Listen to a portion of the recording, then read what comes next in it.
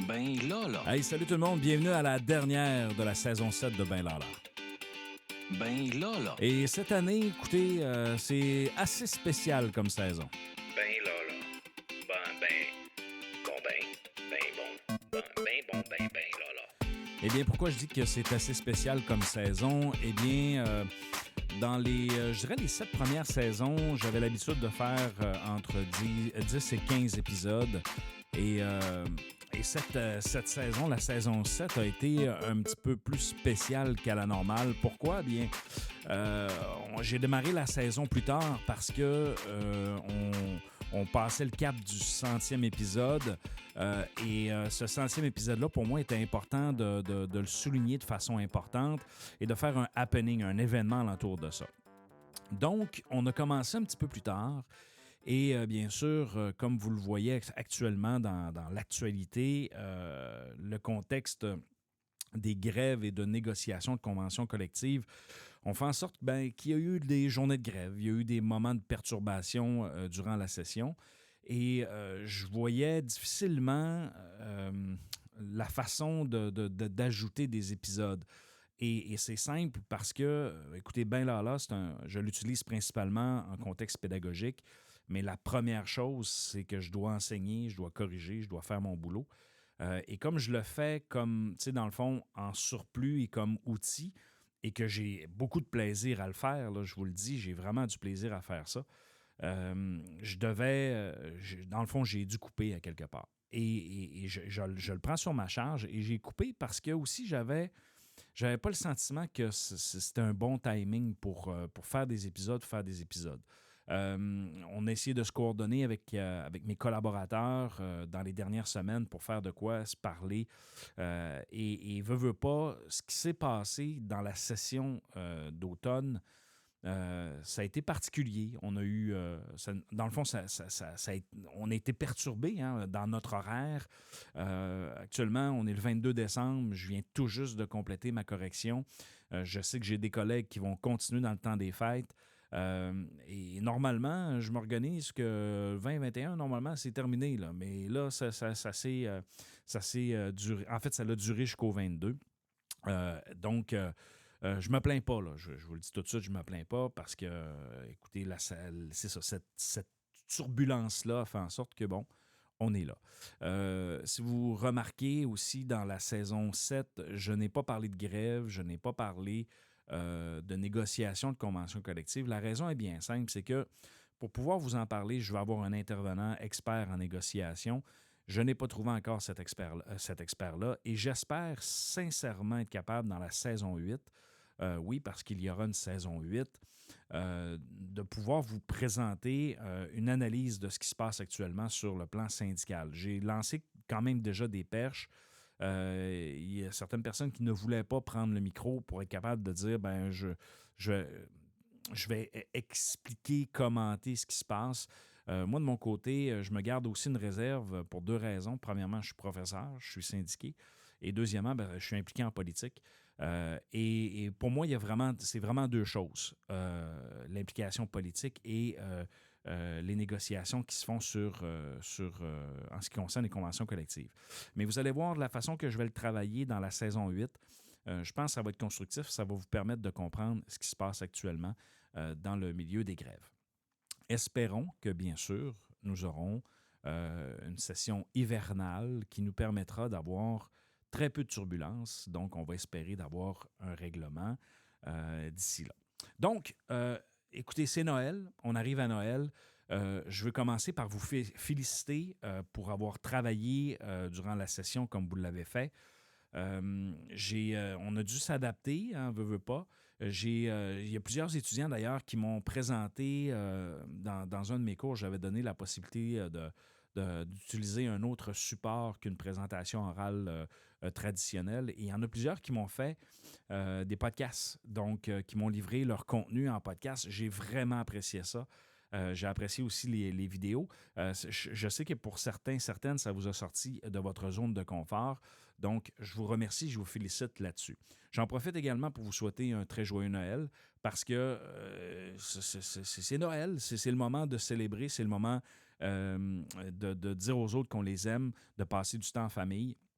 Et je vous dirais, peu importe la religion dans laquelle vous êtes, prenez du moins du temps pour dire aux gens que vous les aimez. Je pense que c'est la chose la plus importante de se retrouver tous ensemble. Alors, écoutez, ce que je vous propose aujourd'hui, c'est simple. C'est le top 5 de la dernière année, donc de la saison 6 et de la saison 7 de Ben Lala. Donc, je vais y aller avec mes coups de cœur de la saison. Et d'ailleurs, j'en profite pour remercier mes collaborateurs Marc Privé, Sylvain Carbonneau, P.O. Doucet, qui ont été très présents dans la saison 6, moins un petit peu pour les raisons que je vous expliquais dans la saison 7, mais je vous confirme qu'ils seront de retour pour la saison 8. J'ai aussi recruté des voix féminines. Donc, on va ajouter des voix féminines pour la saison 8. Donc, ça va être assez intéressant. Des fois, on est entouré de talents et on ne le sait pas. Donc, on peut être surpris par la capacité des gens qui nous entourent. Alors, j'ai déniché quelques perles pour vous lors de la prochaine saison. Avant de vous présenter mon top 5 de l'année, de Ben Lala, bien sûr, j'aimerais vous rappeler que l'an dernier, au mois de décembre, on avait reçu le Père Noël avec une édition spéciale qui était remplie de bonheur, qui était vraiment tripante. Cette année, vous comprendrez que le Père Noël était trop occupé pour venir nous voir. Par contre, je vous invite à aller réécouter l'édition spéciale du Père Noël qui est disponible sur benlala.ca. Vous allez voir, c'est dans la saison 5 qu'il est répertorié et c'est vraiment émission spéciale. Le Père Noël est là. C'est 51 minutes de bonheur. C'est d'ailleurs l'émission la plus téléchargée de tout ce que j'ai fait dans Ben Lala avec mes collaborateurs. Donc, je vous invite à aller l'écouter. Ça va vous faire du bien. Ça va vous rappeler aussi quel beau milieu on a comme cégep. Comme collectivité du cégep de Chicoutimi. Alors, sans plus tarder, mes amis, voici mon top 5 de l'année, de la saison 6 et de la saison 7 de Ben Lala. Numéro 5. Alors, le numéro 5, c'est très simple. C'est durant la saison 6, l'épisode 9, une entrevue que j'ai réalisée avec Martin Larose du studio Septentrio. Donc, honnêtement, là, je pense que c'est 1h15, 1h20 comme entrevue. L'entrevue avec Martin a été un moment exceptionnel. Premièrement, j'ai débarqué dans son studio à Jonquière-Nord, tout près du Norvégien. Je suis arrivé là avec mon stock, puis moi, j'avais déjà enregistré quelques chansons avec Martin. Et Martin, c'est quelqu'un que j'affectionne particulièrement parce que c'est un brillant, c'est un intense, c'est un créatif, c'est un joueur de guitare, mes amis, exceptionnel. D'ailleurs, il vient de sortir son dernier album. Il a gagné des prix partout. Il est cité en Angleterre un peu partout. Donc, je te salue, Martin, je te félicite. Alors, cette entrevue-là, vous pouvez le retrouver notamment sur... En fait, tout ce que je vous dis là vous allez le voir sur le post Facebook, là, sur Ben Lala Balado, sur la page. Vous allez être capable de retrouver les liens facilement. Mais ou sur le site benlala.ca. Donc, saison 6, épisode 9, avec Septentrio et Martin Larose, une entrevue à écouter et à déguster dans ce temps des fêtes. Numéro 4. Alors, en quatrième position, je vous invite à écouter, toujours dans la saison 6, l'épisode 5, sur la persévérance scolaire. Une des causes qui m'anime le plus, je vous dirais dans le milieu dans lequel je travaille, c'est vraiment cette persévérance scolaire-là. Je viens dans le fond, j'ai un parcours atypique sur le plan scolaire. Ça ne m'a pas empêché de faire des études universitaires. Ça ne m'a pas empêché d'avancer dans la vie. Et vous voyez, maintenant, je suis rendu professeur et j'ai beaucoup de plaisir à le faire. Par contre, la persévérance scolaire, je pense que c'est un élément qui part premièrement de la personne qui étudie, mais aussi des facteurs qui sont alentour des personnes. Donc, cet épisode-là sur la persévérance, ça peut vous faire du bien. Si vous sentez un peu de découragement, des fois, ce n'est pas toujours évident.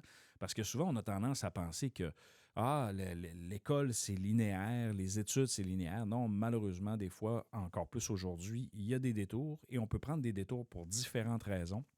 L'important, c'est de se raccrocher puis d'être capable de suivre une ligne. Et je vous dirais, dans ce volet de persévérance-là, finir ce que vous avez commencé sur le plan de l'école, même si ça peut prendre du temps, ben faites-le. À la rigueur, des fois, prendre une pause, ça peut donner un coup de main pour mieux revenir par la suite. Donc, je vous invite à écouter cet épisode. Numéro 3. En troisième position, saison 7, épisode 4, avec Daniel Giguère. Donc, Daniel Giguère qui est président de la Voix Maltais, microbrasserie. Donc, ça, c'est un invité que Marc nous avait présenté, qui avait été cherché, qui avait fait une conférence super intéressante d'ailleurs ici au Cégep. Donc, je pense que l'entrevue de Daniel, ce qui est intéressant là-dedans, c'est vraiment tout le volet entrepreneuriat qui nous parle et sa perception aussi des choses. Et son parcours qui est aussi atypique et qui est intéressant parce que vous allez voir que des fois, être entrepreneur, quand tu es justement, tu es allé chercher quelques diplômes, quand tu sais t'entourer, tu es capable je dirais, de défoncer des portes et bien sûr d'aller très, très, très, très loin.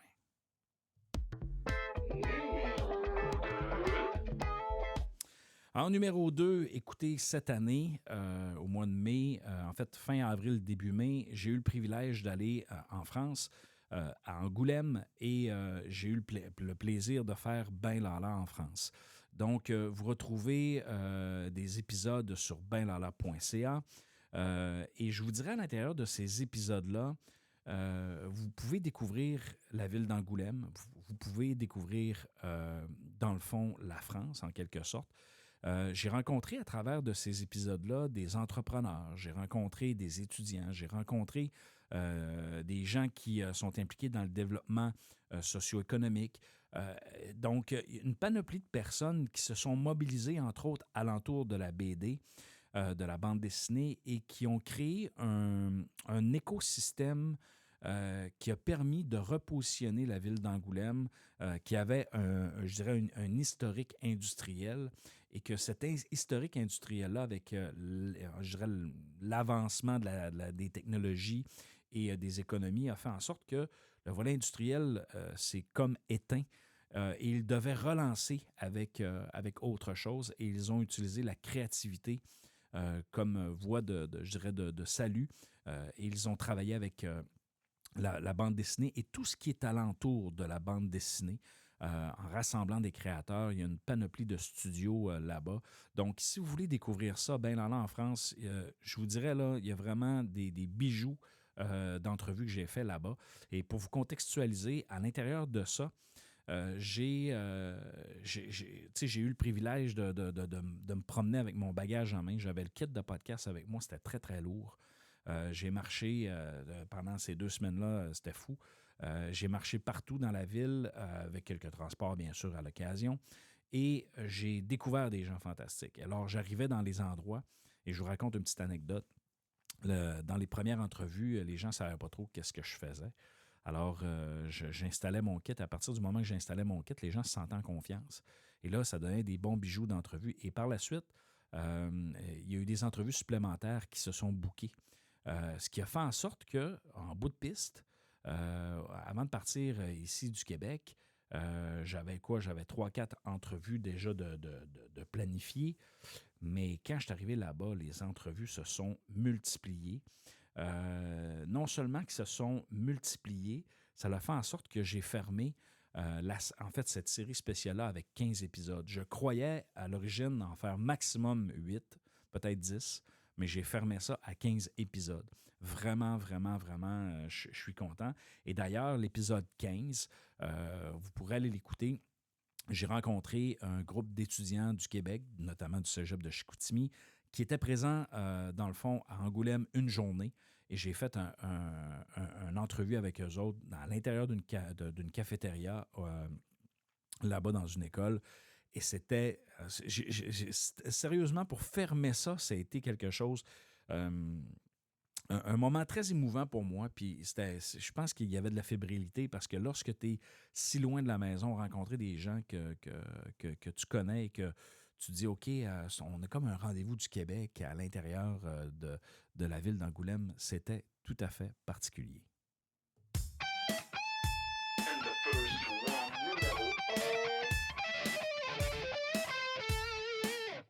1. Alors, mon épisode favorite, je dirais, c'est celle du 100e épisode avec Jean-Philippe Tremblay, qui est animateur à Énergie 94.5 le matin. Donc, ce moment-là, c'était non seulement une entrevue qui était hyper intéressante, qui a été quand même du travail à préparer, mais c'était aussi tout l'événement qui est alentour, parce que ça a permis aussi de montrer aux gens, ben voici c'est quoi un podcast, voici qu'est-ce qu'on fait. On a passé de 40 000 téléchargements, 100e épisode, il y avait plein de monde. J'ai fait faire des hoodies, des t-shirts, des casquettes, des leechs. Regarde, on avait mis le paquet pour faire quelque chose de super intéressant. L'entrevue est également très intéressante. En fait, l'épisode, parce que il y avait aussi Jacob Parisi, qui est le président du mouvement étudiant. J'ai eu mes collaborateurs avec qui j'ai fait le tour avec eux et avec qui j'ai fait quelques statistiques. Donc, c'est un épisode qui représente bien qu'est-ce qu'on voulait faire jusqu'à maintenant et aussi vers où est-ce que ça va s'en aller. Parce que la saison 8, je vous le dis tout de suite, je vous réserve quelques surprises. Alors, c'était mon top 5 des épisodes, je dirais, les plus marquantes de la saison. Je vous invite à aller les écouter et bien sûr, à vous amuser. Parce que la période des fêtes, des fois, parler d'autres choses, d'entendre autre chose, ça peut nous faire du bien. Donc, les amis, pour ce qui concerne la saison 8, je vous annonce, en fait, je vous ai déjà annoncé qui était le retour des collaborateurs. Je vous ai parlé de Voix féminine. Il va y avoir également une chaîne YouTube qui va être créée. Qui va être aussi... et à l'intérieur de cette chaîne YouTube-là, vous allez voir, je vais publier tôt en janvier le making-of de Ben Lala en France, dans lequel j'ai eu 3 épisodes qui ont été enregistrés avec Sylvain Carbonneau, qui sont déjà faits. Donc, ça, vous allez pouvoir voir ça. J'ai aussi une banque de vidéos d'entrevues que j'ai accordées, notamment dans le cadre du 100e, et que je vais distribuer là-dessus. Donc, ça va être vraiment un outil encore, en fait, d'appui au balado, parce que je ne veux pas en venir nécessairement à faire des balados filmés, comme vous pouvez voir un peu partout, mais quelques petites vidéos courtes, ainsi de suite. On va essayer d'autres choses. On va essayer d'amener la machine un petit peu plus loin. Alors, mes chers amis, il ne me reste qu'à vous dire, écoutez... Passez un beau temps des fêtes. Merci de prendre le temps de m'écouter et de suivre l'équipe alentour de Ben Lala. Et écoutez, je vous ai fait mes souhaits de vœux de Noël. Et pour l'année 2024, la seule chose que je vous souhaite, les amis, c'est de la santé, parce qu'avec de la santé, on peut aller très, très, très loin. Sur ce, les amis, ciao, ciao!